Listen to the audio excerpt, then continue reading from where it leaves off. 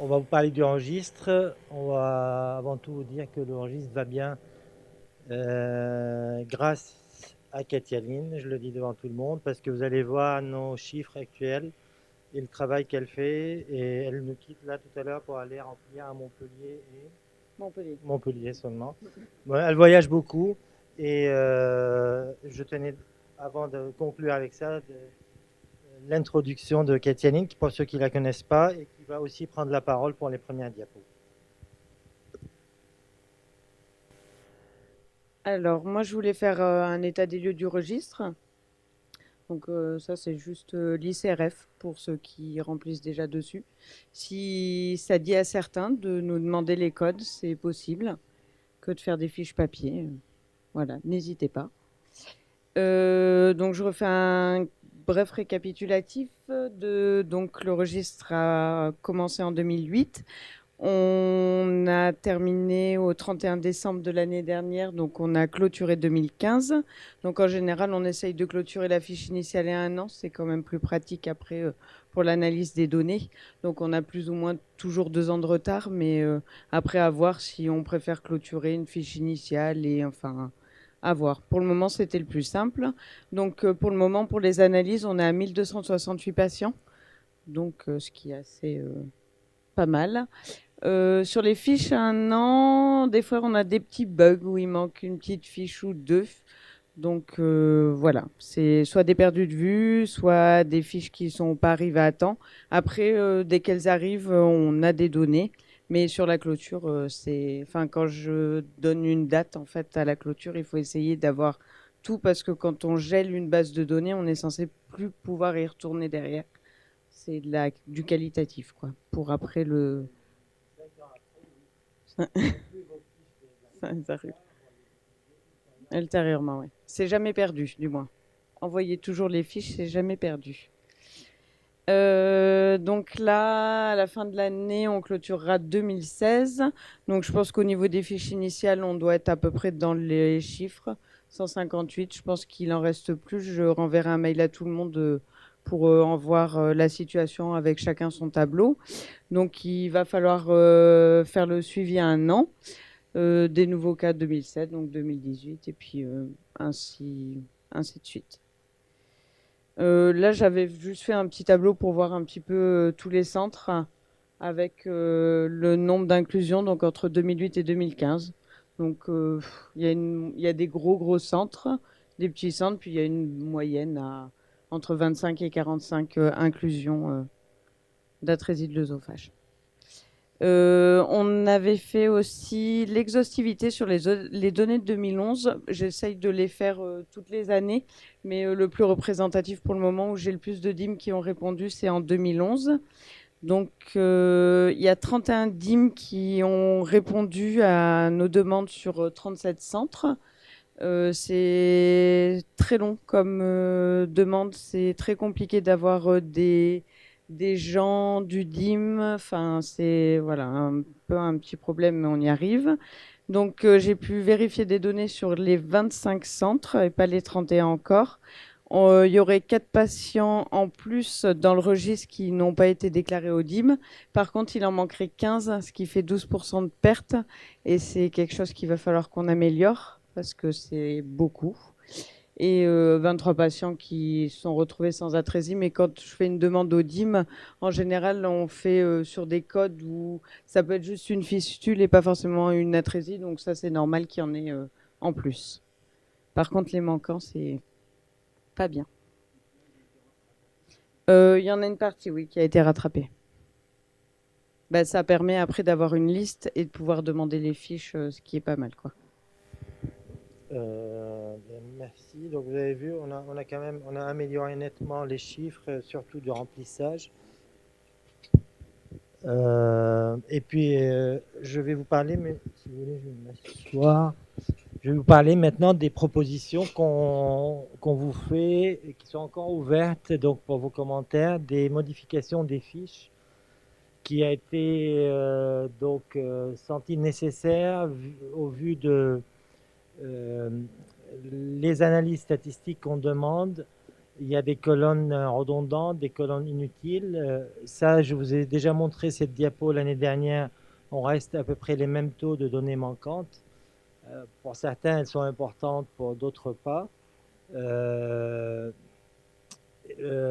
Dans les rendus des statistiques, quand on a un gros taux de données manquantes, je pense qu'il faut le préciser sur le nombre de patients inclus dans cet item. Donc c'est un vrai problème. Mais on a essayé de voir si on peut optimiser un peu le questionnaire pour justement lutter contre ça. Donc c'est vraiment ouvert à discussion. On va vous proposer, là il y a l'ancienne version et la nouvelle version à droite, l'ancienne à gauche. On a été voir des ingénieurs pour essayer d'étudier, de voir ce qu'ils en pensent sur la cartographie des naissances. Et c'est des gens de santé publique qui s'occupent que de ces problèmes-là. Et eux, le code postal, pour eux, il n'existe pas. Ils travaillent qu'en code INSEE, qui est complètement différent. Dans les mêmes communes, on peut avoir des codes différents. Donc le code postal, apparemment, ne nous permet pas de faire ces études éventuelles qui seront très intéressantes, je pense. Et le code INSEE est beaucoup plus précis sur une carte. Et donc pour ça, on a introduit dans le premier paragraphe, en fait, le code INSEE, personne ne le connaît, donc on n'allait pas vous demander de le trouver. Donc on a mis le nom de la commune et le code postal de la commune. Et donc on s'en charge de traduire ça pour cette étude, ou bien s'il y a un projet d'étude sur la cartographie. Mais voilà, donc c'était un item. Donc, et on a essayé de regarder les 10 années là, de registre. C'est un travail monstre et impossible à faire sans le nom de la commune. Donc soit on revient chez vous voir, soit on fait passe de ces 10 ans pour la cartographie, mais c'est un problème à résoudre. Ensuite, dans la... Pardon, je croyais que... Ici, dans la forme de la présentation, les données n'ont pas changé, mais seulement les formes un peu. Où, vous voyez, grossesse spontanée, gémellaire multiple, puis non, tout ça, c'est devenu 1, 2, 3. C'est beaucoup plus simple d'avoir une colonne dans Excel que 4 pour tout le monde, pour le statisticien. Diagnostic anténatal, oui, non. Et puis les items dans un petit paragraphe. On a rajouté les enzymes digestives qui deviennent de manière de pratique courante et avec une spécificité importante quand même. L'amniosynthèse, on la laisse là, je l'ai croché, mais parce qu'on enlève cariotype plus loin. Donc je ne sais pas si vous avez des commentaires, mais parce qu'à la fin on aura oublié, hein, mais si vous avez des commentaires, il faut...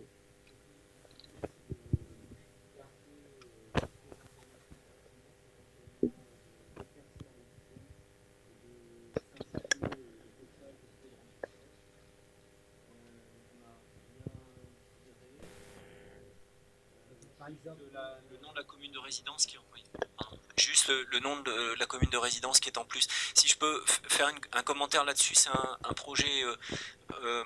On a, enfin c'est pas bouclé, mais il y a plus de 15 000 enfants qui sont dans ce registre. C'est 1500, pardon, 15 000, mais je serai plus là, je serai plus là. Mais on a plus de 1500 enfants dans ce registre qui en fait aujourd'hui le plus gros registre du monde en population. Il n'y en a pas d'équivalent. Il n'y en a pas d'équivalent. On est dans une fédération de registres lilloises avec des gros registres autour. Alors sur le cancer, on a à côté le cancer, on a des rigolos, etc. Mais à partir de ces chiffres-là, à partir de 1000, 1500, on peut commencer à les regarder un peu plus finement sur la répartition géographique.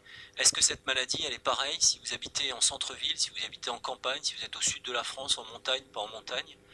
Et c'est des études très très intéressantes et potentiellement pour nous donner des pistes sur des facteurs d'environnement, parce qu'il y a des facteurs d'environnement. Et donc du coup, c'est des points qui sont complètement cruciaux. Alors les géographes, ils sont un peu raides, mais il faut absolument on va trouver une solution pour exploiter les données qu'on a déjà, mais là on essaie de les simplifier pour que ça soit plus simple pour les cas qu'on va rentrer. Pareil, ici a été regroupé des antécédents au lieu de plusieurs lignes. De l'ancienne version, on vire les motifs de transfert parce que vous allez le voir, on le remplace simplement. Et là, en regardant les diapos, je me demande si on ne peut pas enlever une des deux parce que s'il n'est pas inborn, il est outborn, forcément. Sauf si, voilà. Et puis la date de diagnostic, on a rajouté postnatal parce que dans certaines fiches, on nous met date de diagnostic, la date du diagnostic anténatal, donc avant la naissance. Et donc là, Excel, il ne comprend plus rien. Et donc la date de diagnostic postnatal, c'est-à-dire en fait si c'est J0, J1 ou J2 postnatal.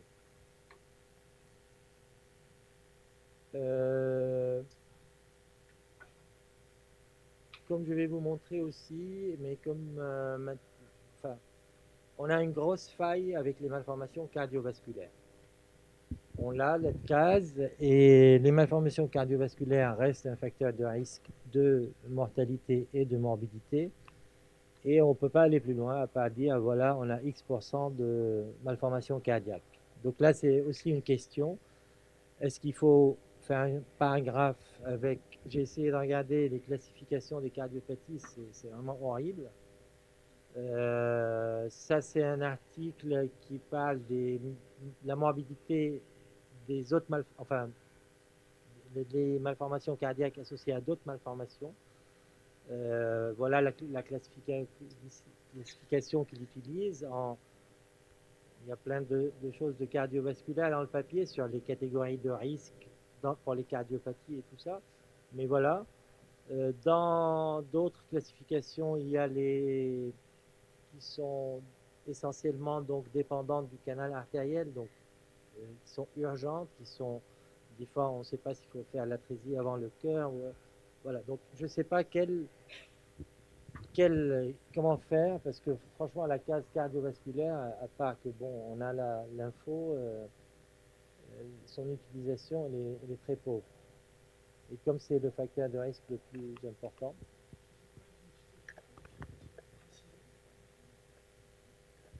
Est-ce qu'il y a autre anomalie où il faut mettre un texte libre?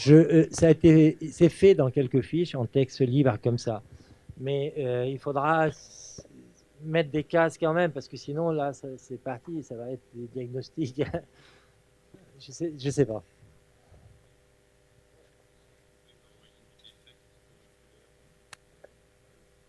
J'ai demandé à Tamer Rexa, notre cardiopédiatre néonatal, des classifications, et il n'a pas su me dire qu'il y a une qui est prime sur tout, qui facilite tout. Un des partis pris de départ que vous aviez fait, c'est de faire une fiche qui soit quand même assez synthétique et assez rapide à remplir pour avoir un taux d'exhaustivité important, quitte à revenir sur les dossiers a posteriori quand il y a une étude spécifique. Parce que quand on voit les taux de données manquantes sur des données même plus simples, entre guillemets, ouais, le fait pour les malfos, ouais. Paradoxalement. D'accord. 100% les Parce que, en plus, comme beaucoup de... Enfin, on n'est pas forcément très au clair au fait de ces classifications. Je pense que, un, il y aura plein de données manquantes, et deux, il y aura probablement plein d'erreurs. Donc, c'est pour ça que peut-être une classification simple pour aller, parce que, pardon, c'est clair, c'est le facteur de risque le plus important, et on ne peut pas aller plus loin dans d'autres... Il y a une question là-bas, c'est ça? Ah, pardon. Juste, c'est compliqué de revenir, pour répondre à Frédéric et à moi, c'est compliqué de revenir en arrière dans les dossiers de 2008 pour savoir quel type de cardiopathie avait l'enfant. Enfin, ça risque d'être compliqué. Et moi, je pense que c'est vraiment intéressant. Il y a un papier récent qui est sorti qui montre qu'il y a il y a un lien, en tout cas, que les cardiopathies graves, alors il est classé entre graves, pas graves, mais je pense qu'il faut qu'on les définit pour les classer après, et la sténose anastomotique. Donc, je pense que c'était, voilà, ils avaient classifié. En fait, non, mais ils les avaient classifiés dans l'article. Moi, je suis pas capable de, je me rappelle plus. Voilà. C'est significatif dans les moins dans les catégories de risque la plus faible de cardiopathie, mais il y a une tendance dans les 3 groupes à qu'il y ait plus de sténose dans les cardiopathies. Non significatif. De façon systématique, tous les patients ont une échographie cardiaque?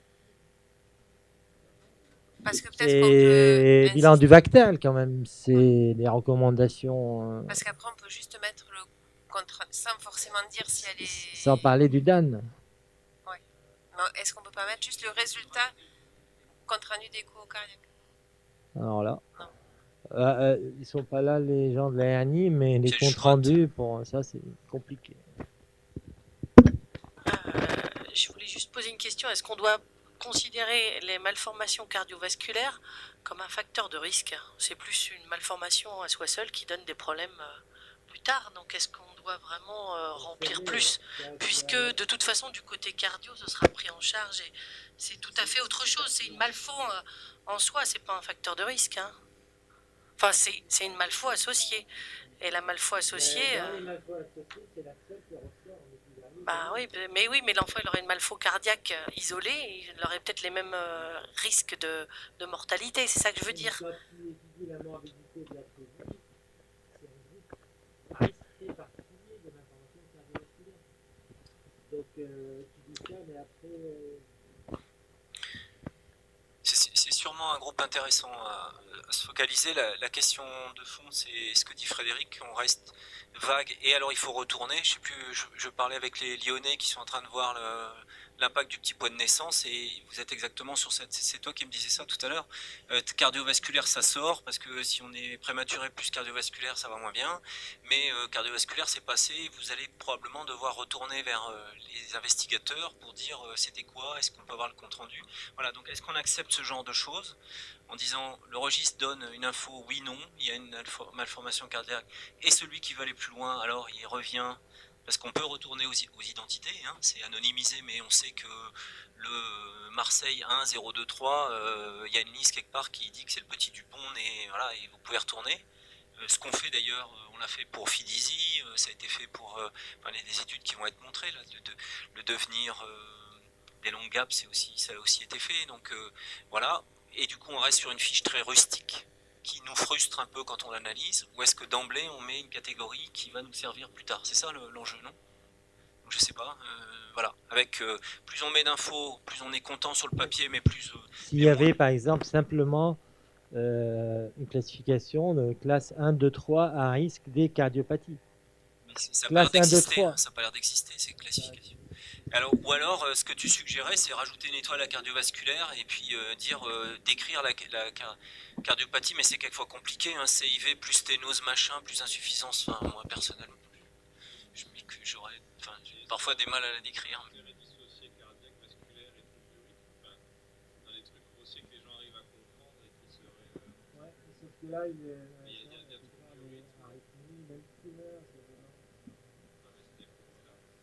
Voilà, je pense que ça, on peut pas faire, Ronnie. Hein. Un truc qu'un pédiatre néonate de base, un chirurgien de base est capable de cocher. Bleu, par exemple, bleu, pas bleu, non, ça... non, mais... non, bleu, pas bleu, ça veut pas dire, c'est pas plus grave quand c'est bleu. Je sais pas. Bon, vous avez pas un clair, il semble pas se dégager un clair consensus. Mais c'est pratiquement faire, rajouter une fiche, un compte rendu, c'est tu la perds, tu l'as pas.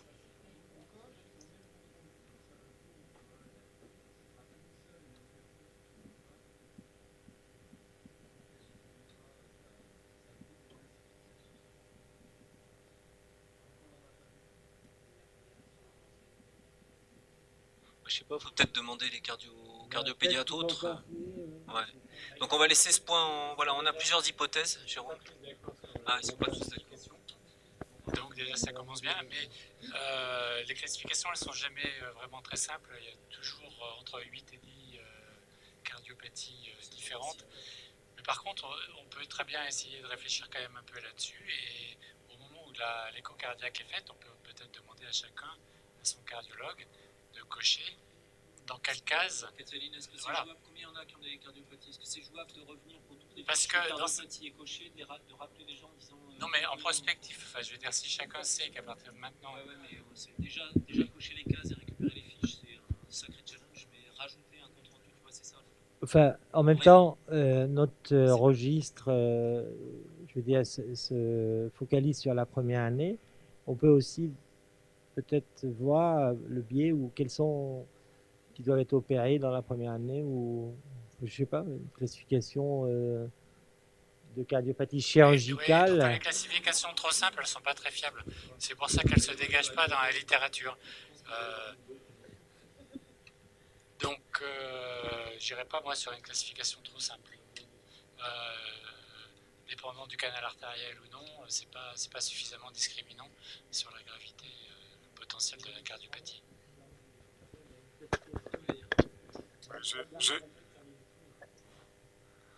Juste un mot, c'est un peu la limite du registre. On sait bien qu'on est toujours confronté entre deux extrêmes, à avoir toutes les informations ou avoir quelque chose de remplissable en pratique. Quand on voit vos chiffres déjà de critères non exhaustifs en termes de remplissage, moi j'aurais tendance, un peu la réflexion que vous avez eue, j'aurais tendance à laisser... Alors moi je vois deux solutions pour s'en sortir, soit juste lister les cardiopathies les plus fréquentes ou celles qui sont supposées avoir le plus d'impact, mais vous allez avoir le problème que c'est pas un cardiologue qui coche la case, que vous risquez d'avoir une fausse information qui est presque pire que de ne pas avoir d'information. C'est très lourd de revenir au dossier, mais le jour où vous posez la question de la cardiopathie, on fait l'effort de revenir au dossier. Ce sera pour toutes les questions. Une fois que vous aurez tranché celle-là, ce sera le petit poids, ce sera les anomalies neurologiques, ce sera... Vous en sortirez jamais de ça. Hein. J'ai peut-être mal présenté les choses, mais les données manquantes de la taille à 6 mois, on n'a pas encore eu un travail qui a, je veux dire, justifié que cette donnée manque remontée dans le dossier. Non, je comprends bien l'importance de la cardiopathie. Il est noté depuis 15 ans, donc... Voilà, la préma et en permanence, le préma et la cardiopathie, on connaît bien. Les qui traitent ça donnent les détails de la cardiopathie. Un peu plus de détails que nous on puisse faire. Là, c'est un frein majeur. Je veux dire, j'ai pas fait ça pour les géniteurs urinaires parce que c'est pareil, on peut avoir 300 diagnostics. Mais ça, comme ça Jusqu'au jour où quelqu'un s'y intéresse. Oui, voilà. Est-ce qu'il y avait... Bon, on n'a pas... En tout voilà. cas, je n'ai pas dit ça, mais effectivement, là, on espérait débuter janvier 2018. Je pense qu'on va, s'il faut encore, on va pas tout régler, décider de quand on commence des nouvelles choses. Dans le micro, parce que tu es enregistré. Mais je ne sais pas s'il faut dire janvier 2019 pour prendre... De toute façon, pour nous, pour le remplissage, c'est plus simple de changer au 1er janvier. Après, s'il faut changer au 1er octobre, là, on pourra. Là, il y a déjà des changements qui sont ergonomiques, sur lesquels on a l'impression qu'il y a un consensus qu'on peut mettre. Après, aussi, si ouais. on rajoute soit 3 catégories de cardiovasculaires ou qu'on va récupérer le compte-rendu d'écho, parce que je retiens ça, peut-être ça peut être le truc le plus simple, parce que les classifications vont évoluer avec le temps. En fonction de la question posée, on n'aura jamais posé la bonne question. Et du coup, moi je le laisserai cardiovasculaire, et puis avec Donc l'idée... on considère qu'on valide quand ce qu'on c'est a coché, vu. ouais. D'accord. Là, on a ajouté en fait seulement le mot postnatal pour le distinguer de l'amniosynthèse, parce qu'il y avait une confusion avant.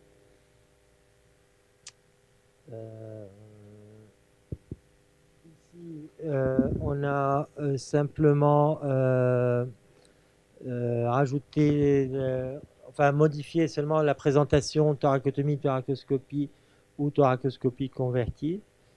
On a ajouté ici dans les interventions le pharyngostome, qui devient aussi une technique assez souvent utilisée dans les longues défects. Voilà ce qu'on a. Et puis la longueur des défects, on a déjà discuté depuis 10 ans, toutes les idées. On a gardé simplement ça parce que je ne sais pas si c'est la plus reproductible. Il n'est pas là, Thierry Petit de Caen, mais il avait proposé de mesurer par rapport à la crosse de la zygose. Mais c'est une donnée, je n'ai pas le chiffre, 63% de données manquantes. C'est parce que peut-être 63% déjà des chirurgiens ne le mesurent pas en centimètres, simplement. Donc, ça reste un point depuis 10 ans très difficile et qu'on n'a toujours pas réglé.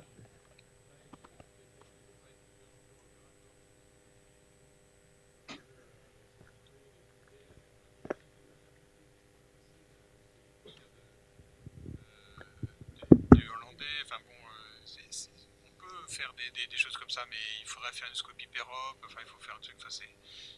Et donc la taille du défect, c'est un critère, c'est comme la cardiopathie, c'est un critère pronostique de l'anastomose, c'est sûr, parce que plus ça tire, plus c'est sûr que ça va fistuliser. Donc c'est la ischémie, et sa sténose derrière, donc ça serait un très bon critère. Et le problème, c'est que de répondre à cette question-là, moi je pense qu'elle est compliquée. Compliquée. C'est d'ailleurs pour ça que c'est pas rempli. On va rester avec notre question compliquée, je pense, parce que ça fait des années. En fait, on commence à mesurer dans les noms des faits. Sur les paysages, on ne mesure pas. Non, non, mais je suis d'accord.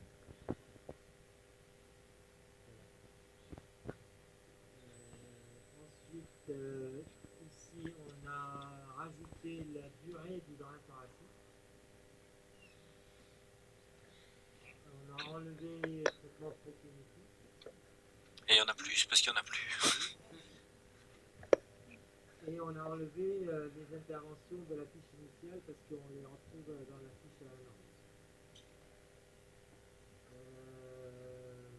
Ici, repère les de fistule aussi, on a changé l'aspect, on a ajouté deux sortes de traitements ou les deux, chirurgical, endoscopique ou les deux. Je n'ai pas ça avant. La sphénose, c'est toujours le même paragraphe. On a 5 micros. Donc la récidive de fistule, elle saute de là. Il n'y a que des changements de présentation dans la fiche type, à un an. Il n'y a pas trop de données qui ont changé. Les motifs d'hospitalisation, je rappelle seulement qu'on met dans la une l'hospitalisation initiale, donc à la naissance, et puis les autres qui suivent autant que nécessaire. Ici, il n'y a pas de souci, mais on a toujours besoin de la date parce que c'est rarement à 6 mois pile. Et là aussi, il y a un travail secondaire. On ne va pas vous demander de calculer les Z-scores, mais cette donnée, elle est inutilisable sans l'ajustement à la date.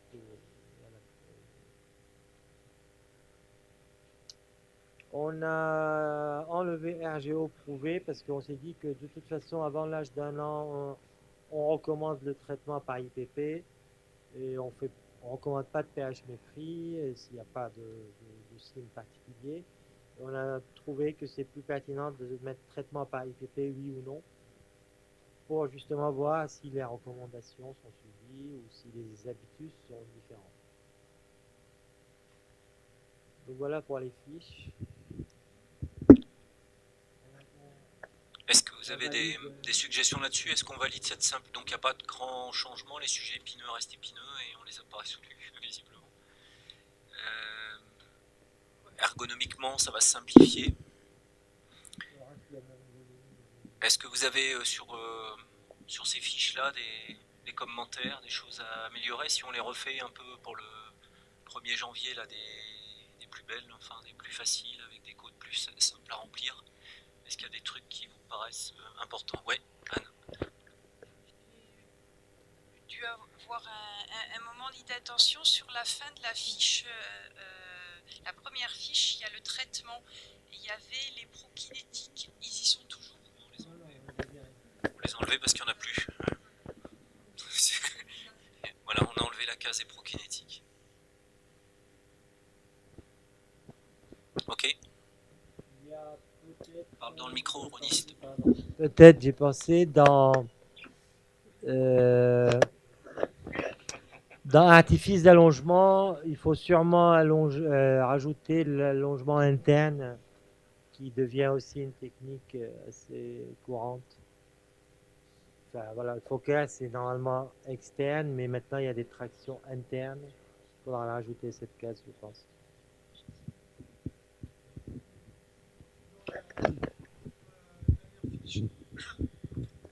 Dans la dernière fiche, là, pour les patients qui sont opérés en 2 fois, notamment les long gaps, on a des difficultés à retrouver la date de fermeture de la fistule, qu'en général les premiers jours de vie, et puis la deuxième intervention qui est l'anastomose. Ça, je sais pas comment ça. Oui, en effet, quand l'intervention est différée. Micro.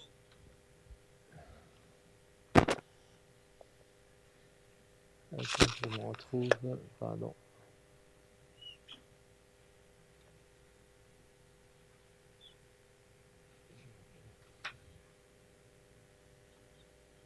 On n'a pas enlevé de fermeture de fistule il y a longtemps. Hein.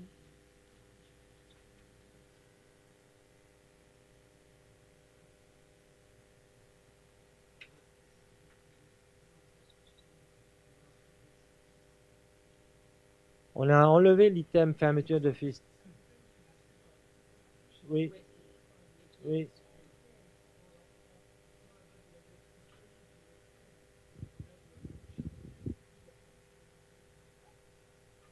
Peut-être, mais il n'y a pas beaucoup comme ça de type 3 opérés en 2 temps, si? Ouais, enfin les longues gaps de type 3. Oui, derrière.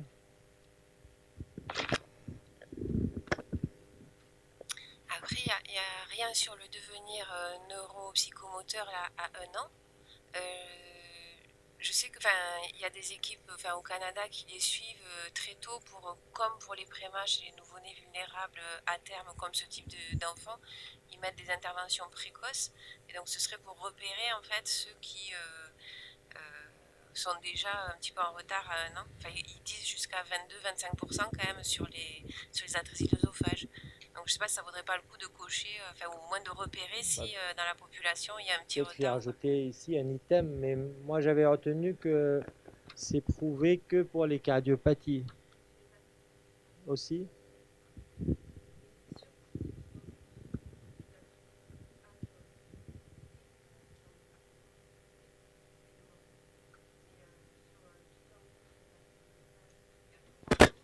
Jusqu'à 22-25% dès l'âge préscolaire, c'est-à-dire entre 1 et 3 ans. Et donc ils mettent d'emblée des interventions Là, c'est précoces. limité à 1 an, mais s'il y a un item ou deux très Critère simples. 1 an, simple, parce qu'on est dans le simple, on mettre oui, non, qui pourrait nous permettre de dépister l'enfant, pas mettre marche ou marche pas, parce qu'un an, il marche pas tous. Tiens, assis. Tiens assis, mais on marche, ouais. Marche 1 an. Tiens assis. Assis, vaut mieux qu'il tienne assis 1 an, s'il tient pas assis 1 an. Parce que les quelques études sur le devenir neurologique dans l'atrésie de l'œsophage, il y a des petits trucs, mais c'est très très subtil. Enfin, ça vraiment, moi, après, je sais pas. Mais on n'a rien mis, on a mis du respi et du digestif. Ah non. Mais il faudrait peut-être. Pas de suggestion. Bon. Quel critère on peut mettre? Retard, mais ça c'est très subjectif. Retard, oui, non. Et qui va le valider? Hein? C'est pas... Vas-y Laurent, qu'est-ce que t'en penses?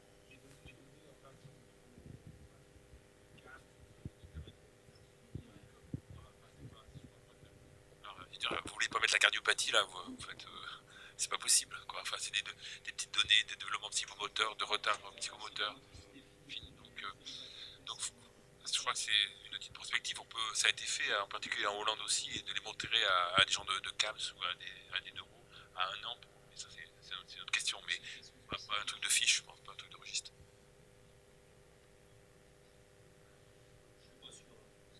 Au cas par cas. Autant respire digestif, il reste malade longtemps, autant je pense neuro, c'est pas vraiment... Non. Ok, t'as d'autres... Ouais. Oui, j'ai pas dit. Vas-y. C'est juste une petite question, il n'y a rien sur la vaccination, sur justement le synergisme ou quoi que ce soit. Parce que dans le PNDS, il va y avoir quand même probablement des recommandations. Et au moins sur le palivizumab et peut-être le vaccin grippe, est-ce que ça vaut pas le coup de mettre un item?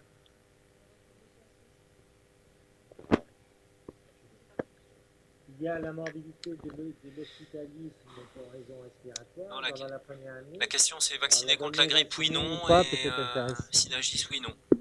Ah non, c'est 2 cases. Est-ce que c'est des trucs qu'on a dans la... On note, non? Je voulais juste revenir sur la longueur du défect. C'est vrai que c'est pas facile en péropératoire d'aller faire la mesure du défect exact. Je voulais vous proposer une idée, entre guillemets. Ce que vous pourriez faire, c'est vous dites quelle longueur il faut prédéfinir pour dire on est au-delà, on est sur un long gap ou pas. Et en fait, juste avant l'intervention, on se coupe un petit bout de sonde gastrique et puis on a juste à mesurer. On est en dessous du long gap, on est au-dessus du long gap et puis comme ça la mesure est faite automatiquement. Et c'est tout simple à introduire dans le thorax.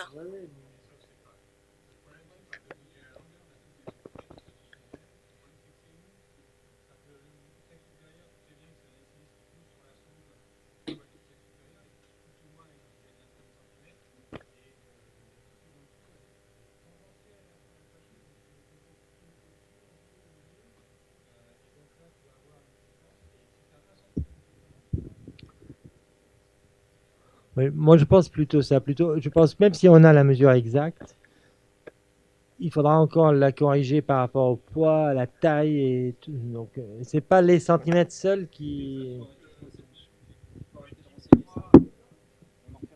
C'est la définition subjective quand même de l'anastomose faisable ou pas à la naissance. Donc, on a cette info. Il me semble que Et le consensus le définit comme INOA, ça. là, etc., dit un long gap, c'est un qu'on n'arrive pas à fermer tout de suite. Mais Donc oui, du coup, c'est réglé. Et la mesure, parce que la mesure, selon que tu mets un dynamomètre, que tu appuies pas, que tu pousses, même ça, c'est discuté. Enfin, bon. même moi, l'item longueur du défect, qu'on l'enlève, ça ne me gênerait pas. Surtout que je te dis, 63% Alors, on de l'enlève vide. On l'enlève. Allez. On l'enlève et on met la vaccination grippale et le Synagis. Chaque fois qu'on met un truc de plus, on en enlève un.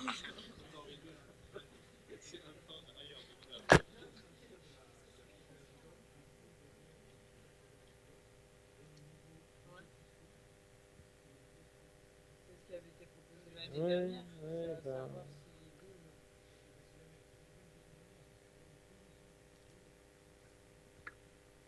Puis il y a l'autre facteur qui, comme tu as dit, Guillaume, la tension, c'est-à-dire que des fois, pour un défect de 2 cm, tu peux avoir une anastomose tendue, et pour un défect de 2,5, tu peux avoir une anastomose plus souple, en fonction des tissus, de la taille.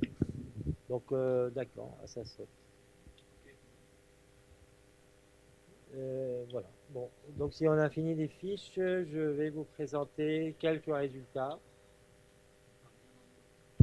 d'une extraction 2008-2014, donc encore des chiffres différents.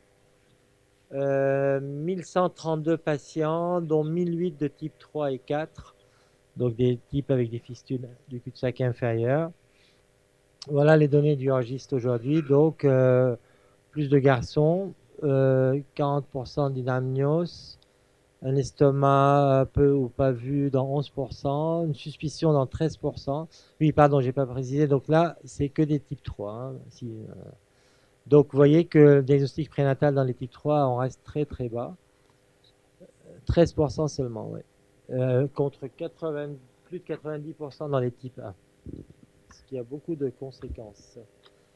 Inborn 37%, une histoire familiale 0,4%, tout à l'heure on en parlait. Et des grossesses spontanées, 80% des cas, mais seulement sur 636 données. La population, c'est des bébés qui ont un poids donc aux alentours de 2005, un âge de 37-38 semaines de médiane. Les mamans ont 30 ans. La durée de ventilation, ben voilà, tous les items. La date de sortie, par exemple, 23 jours de médiane. Le nombre d'admissions dans la première année et le total en jours d'admission sur la première année. Donc, des extrêmes de 2 mois quand même d'hospitalisation. Les procédures chirurgicales, donc anastomose primaire dans 95% des cas. Donc on a 5% de long gap dans les types 3. Thoracoscopie 7%. Mais là, vous voyez, on ne peut pas dire qui a commencé, qui a fini en thoracoscopie. Donc c'est pour ça qu'on a rajouté l'item converti. La trachéoscopie préopératoire, ça fait 10 ans qu'on le répète, dans le PNDS, dans les papiers, dans les séries, mais ça reste une pratique très faible. Je pense que c'est seulement dû à la disponibilité des ORL dans vos blocs, mais c'est vraiment un examen dommage qu'on ne l'utilise pas plus. 20% de sténose, 13% de gastrostomie, 5% de gestes anti-reflux dans la première année, 2% d'aortopexie, 87% d'antisécrétoire et 10% de traitement inhalé, mais là aussi sur la moitié des patients, 50% de données manquantes.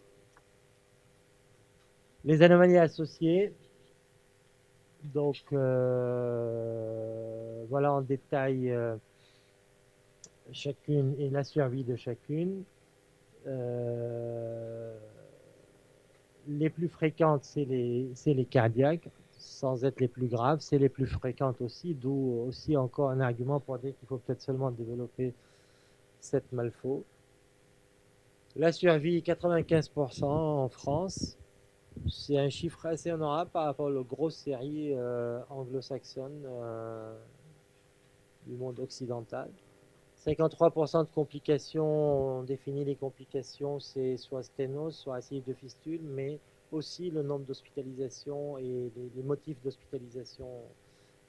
On cherche, je veux dire, si c'est lié à l'atrésie ou pas.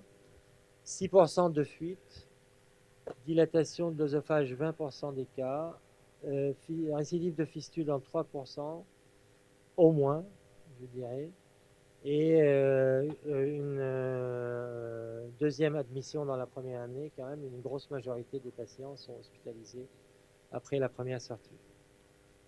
Voilà, ça c'est pour les résultats.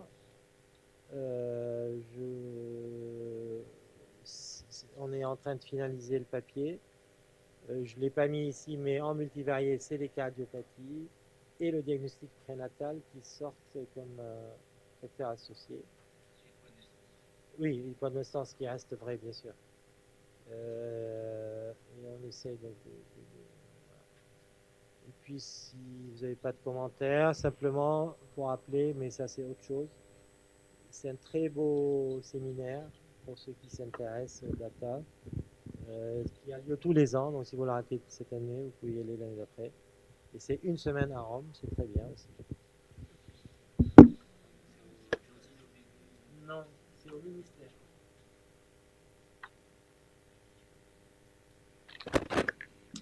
Ok. Donc des données intéressantes, je crois que c'est tout à l'heure, Laurent, tu montreras tous les travaux qui sont en cours autour du registre, hein, en partie. Donc il y a plusieurs travaux qui sont en cours et donc c'est une base d'information qui est splendide, hein, donc grâce à vous tous et depuis 2008, donc on tient la route. Donc c'est pas 15 000, c'est 1500, mais c'est quand même pas mal. Voilà, donc merci à vous deux de cet investissement et à tous. Ouais.